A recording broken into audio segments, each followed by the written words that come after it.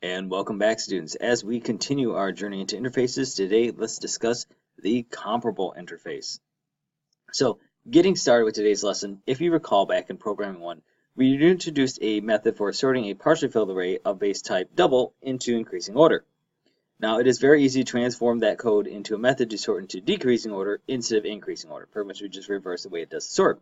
It's also pretty easy to modify the code to obtain methods for sorting integers instead of doubles or sorting strings into alphabetical order. Now, although these changes are fairly easy, they seem to be, and in fact are, kind of a useless nuisance because you'd have to manually do it every time. Now, the only differences of these methods is the type of values that are being sorted and the definition of the ordering. So it would seem that we should be able to give a single sorting method that covers all these cases. The comparable interface will allow us to do this.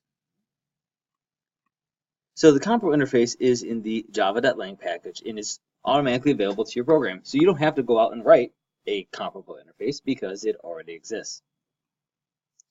The comparable interface has only the following method heading that must be implemented for a class to implement the comparable interface: public int compared to object other. The comparable interface has semantics and it is the programmer's responsibility to follow the semantics when implementing the comparable interface. So let's talk about that compare to method.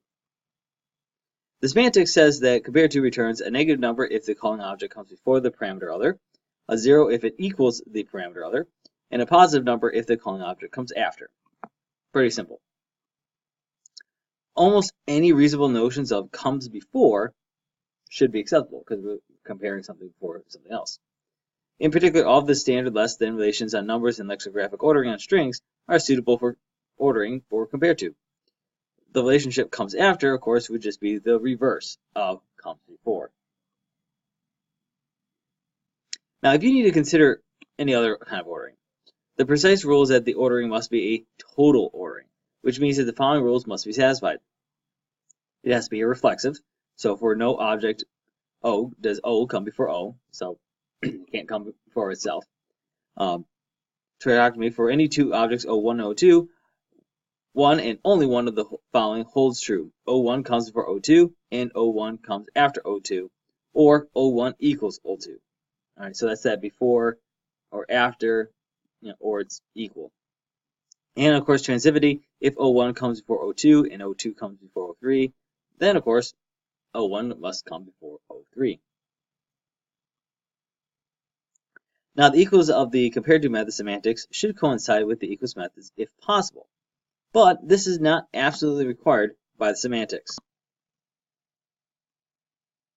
Now, if you define a class that implements the comparable interface, but that does not satisfy these conditions, then the code written for the comparable objects is not going to work properly. Simply put, it is therefore the responsibility of you, the programmer, to ensure that all the semantics are satisfied. I mean, if you don't follow the rules, it's just not going to work. All right, Java's not going to sit there with a hammer over your head telling you this isn't working. Now, the compiler nor the runtime system are going to enforce the semantics on the comparable interface. Remember, that's one kind of the drawbacks of interfaces here. Java's like, hey, it's an interface. It's your responsibility. All right, so let's look at this with an example. All right, on using the comparable interface.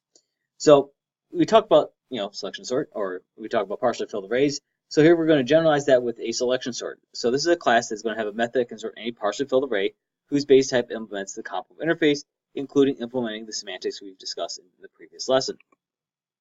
So to obtain the code in the generalized selection sort, we start with a selection sort of an array of doubles and mechanically replace all occurrences of array type double with the type comparable. We then replace all Boolean expressions of the form expression 1 is less than expression 2 with expression 1 to compare to expression 2 less than 0. So when we do this, only 4 changes are needed in the generalized selection sort in order to make this happen.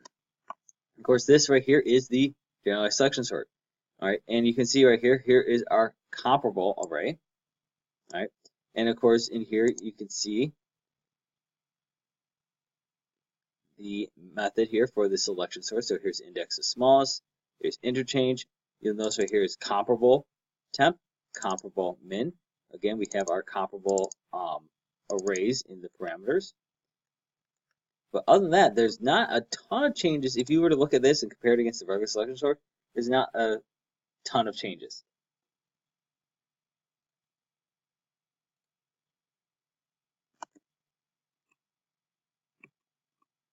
So the comparable demo looks at a demonstration of the sorting method given in selection sort.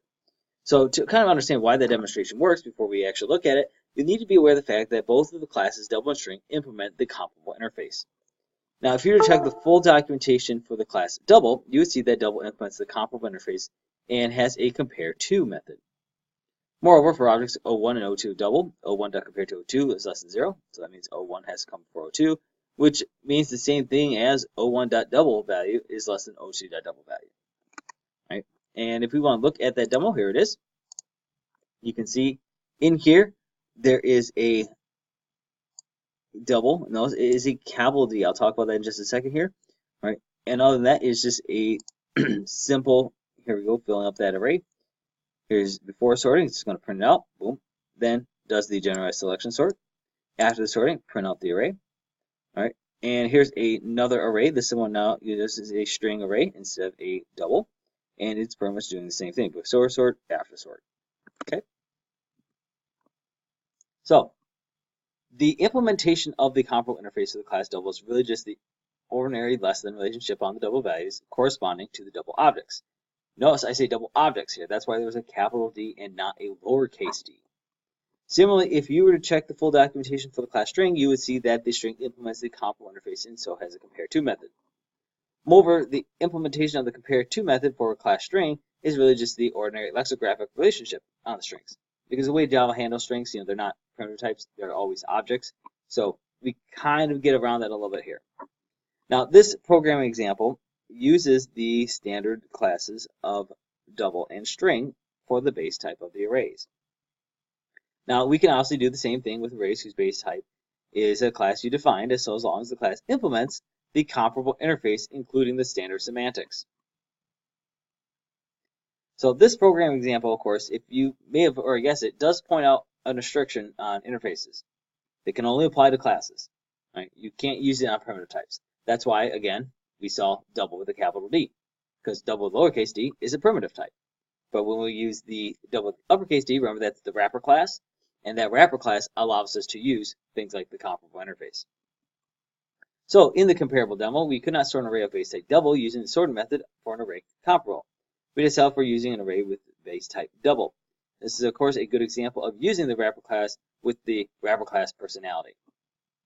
And that's going to wrap up today's lesson, folks. So until the next time.